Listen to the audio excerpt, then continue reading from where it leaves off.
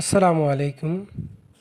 So I gonna take the article class today. So hopefully you will learn something from here. So with your passion, please watch the whole video. Okay dears. Article প্রথমত আমাদেরকে জানতে হবে আর্টিকেলটা কি। Article হচ্ছে মূলত একটা adjective থেকে আসা, আর অ্যাডজেক্টিভ হচ্ছে যা দোষ গুণ সংখ্যা পরিমাণ ইত্যাদি প্রকাশ করে। ওকে, যেমন ওয়ান্স থেকে ওয়ান আর ওয়ান থেকে এ বা এন এসেছে। আর্টিকেলের মূল লক্ষ্য হচ্ছে নাউনকে মডিফাই করা মানে হচ্ছে নাউনকে অতিরিক্ত তথ্য দেয়া। ব্যবহার ভেদে আর্টিকেল দুভাগে বিভক্ত, একটা হচ্ছে ডিফিনিট আর্টিকেল, একটা হচ্ছে ইনডিফিনিট আর্টিকেল। আচ্ছা, একটা উদাহরণ দেখেন তাহলে কোনটি নির্দিষ্ট আর কোনটি অনির্দিষ্ট সহজে বুঝবে। যেমন I show dash book on his hands.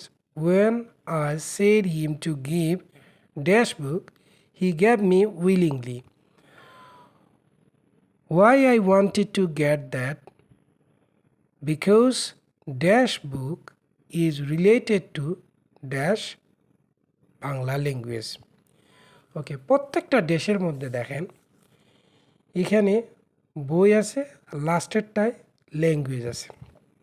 তো আমরা ধারাবাহিকভাবেই শিখব, তবে কোনটি নির্দিষ্ট আর কোনটি অনির্দিষ্ট সেটাই শিখে নেন আগে।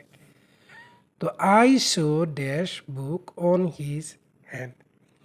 আচ্ছা বলেন তো, এই বইটা তার হাতে, এটা কি নির্দিষ্ট না অনির্দিষ্ট? আমি দেখলাম, আমি যদি বলি যে আমি দেখলাম একটা বই তার হাতে, আমি তার হাতে একটা বই দেখলাম, তবে এটা নির্দিষ্ট নয়, এর জন্য এর পূর্বে এ বসাবো। When I said him, আমি যখন তাকে বললাম টু গিভ দিতে ড্যাশ বুক, যখন আমি তাকে বইটা দিতে বললাম, দেখেন টিটা ইত্যাদি বোঝাতে গিয়ে আমরা আর্টিকেল দি বসাই। এখানে হচ্ছে বইটা কিন্তু নির্দিষ্ট, অর্থাৎ নির্দিষ্ট বইয়ের পূর্বে বা নির্দিষ্ট ব্যক্তি বস্তু এগুলার পূর্বে সাধারণত আর্টিকেল দি বসে। হি গ্যাভ মি, সে আমাকে দিল। উইলিংলি, সে আমাকে ইচ্ছায় দিল। হোয়াই আই ওয়ান্টেড, কেন আমি এটা চাইলাম। টু গেট দ্যাট, ওইটা। বিকজ, কারণ হলো ড্যাশ বুক ইজ রিলেটেড। আমি যখন আবার এখানে বই বসাইছি, তার মানে এই বইটাকে আমি নির্দিষ্ট করে বললাম যা because the book is related, ওই বইটা related to dash Bangla language. মনে রাখবেন, যখন কোনো ল্যাঙ্গুয়েজ হবে ওই ল্যাঙ্গুয়েজের পূর্বে সাধারণত আর্টিকেল বসে না।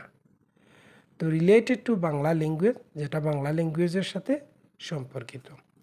ওকে, তাইলে এখান থেকে আমরা কি শিক্ষা পেলাম যে কোনটি ডিফিনিট আর কোনটা ইনডিফিনিট। ডিফিনিট নির্দিষ্ট টিএইচই দিকে বলে, আর ইনডিফিনিট এএন দিকে বলে। এএন দিনে দি ডিফারেন্সেস ডিফিনিট ইনডিফিনিট। ওকে, আচ্ছা মনে রাখবা আর্টিকেল সব সময় গেপের প্রথম ওয়ার্ডকে ফলো করে। যখন আমি গেপ ফিল আপ করবো, প্রথম ওয়ার্ডটাকেই ফলো করে। প্রথম ওয়ার্ড বাউল সাউন্ড থাকে তখন তার পূর্বে এন বসে, যদি বাউল সাউন্ড না হয় তাহলে তার পূর্বে এ বসবে। বাউল সাউন্ড থাকলে এন হবে, আর বাউল সাউন্ড না থাকলে এ বসবে। আর এমনি তো আমরা সবাই জানি যে কনসোনেন্টের পূর্বে সাধারণত ইয়ে বসে, তবে একটু বিবেক খাটাতে হবে যে শুধুমাত্র নাউনকেই আর্টিকেল মডিফাই করবে, অন্য কোথাও নয়, প্রিপোজিশন নয়। যদি এটা নাউন ফ্রেজ হয় তাহলে ভিন্ন কথা। তবে বাওয়েল, মনে রাখবে বাওয়েলের পূর্বে সাধারণত আমরা এন বসাই, কিন্তু যদি ইউটা ইউ এর মতন উচ্চারিত হয় তখন কিন্তু তার পূর্বে এ বসে। যেমন এই ইউনিভার্সিটি, এ ইউনিক, এটসেট্রা। মনে রাখার বিষয়, নাউন ছাড়া কিন্তু অন্য কোথাও আর্টিকেল বসে না, এটা তো আগেই বলছি। তবে নাউন ফ্রেজ হইলে অবশ্যই বসবে। যেমন আপনি বললেন এ ভেরি বিউটিফুল গাল। এখানে লাস্টে দেখেন গাল একটা নাউন আছে, অতএব এটা একটা নাউন ফ্রেজ, তার জন্য তার পূর্বে একটা আর্টিকেল বসেছে, এ বসেছে। আমরা অনেক সময় জানি যে অ্যাব্রিভিয়েশন যেগুলো আছে, অ্যাব্রিভিয়েশন মানে সংক্ষিপ্ত রূপ, এই অ্যাব্রিভিয়েশনের ক্ষেত্রে তাদের পূর্বে আর্টিকেল বসে, যেমন FCS, MBBS, কিছু কিছু আছে সেগুলোর পূর্বে অবশ্যই ওই ওয়ার্ডটার সাউন্ডের উপরে ডিপেন্ড করে। যদি প্রথম ওয়ার্ডটার সাউন্ড বাউল সাউন্ড হয় তাহলে তার পূর্বে এন বসাবো, আর যদি বাউল সাউন্ড না হয় তাইলে এ বসাবো। আচ্ছা, আর একটা ইম্পর্টেন্ট বিষয় হচ্ছে যে যদি শব্দের শুরুতে হেইচ থাকে, ওই হেইচটা যদি উচ্চারিত হয় তখন তার পূর্বে এজ এ কনসোনেন্ট হিসাবে এ বসবে, অন্যথায় এন বসাতে হয়। যেমন আমরা অ্যান অনেস্ট ম্যান, যখন অনেস্টের সাথে ম্যান আছে তখন একটা প্রেইজ হয়ে গেছে, এর জন্য এর পূর্বে আমাদেরকে এন বসাতে হবে। এখানে এইচের উচ্চারণ হয় না, এটা হবে অনেস্ট, এরপরে বাউল আছে, বাউলটাই উচ্চারিত হচ্ছে। ক্লিয়ার?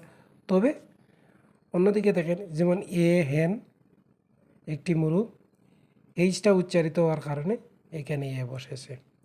ওকে, আমার মনে হয় যে আপনারা যে বক্তব্যগুলো শুনলেন এগুলো যদি নোট করে রাখেন, that will be enough for the articles. So thank you very much and see you the next class. Keep well. Allah Hafiz.